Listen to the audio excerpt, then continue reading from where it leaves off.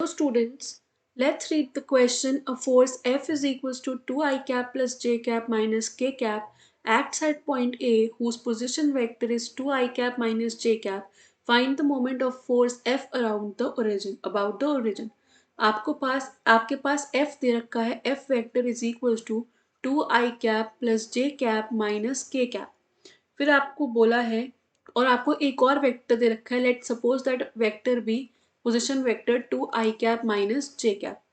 अब आपको निकालना है मोमेंट ऑफ फोर्स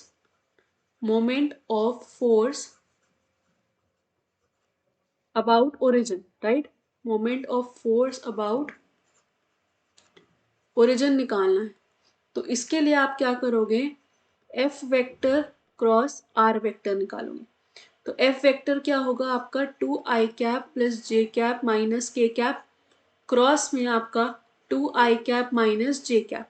जब आप इसे सॉल्व करोगे तो ये क्या आएगा, it will be minus I cap minus 2J cap minus 4K cap. ठीक है, क्रॉस प्रोडक्ट से आपके पास मोमेंट ऑफ फोर्स आएगा minus I cap minus 2I cap minus 4K cap. उसके बाद आपको क्या निकालना है, अब आप हम निकालेंगे वर्क डन. या इसमें आपको सिर्फ मोमेंट ऑफ फोर्स निकालना है, तो मोमेंट ऑफ फोर्स सिर्फ इतना ही होगा, minus I cap minus 2J cap minus 4K cap. This is your answer. I hope you have understood this question. Thank you.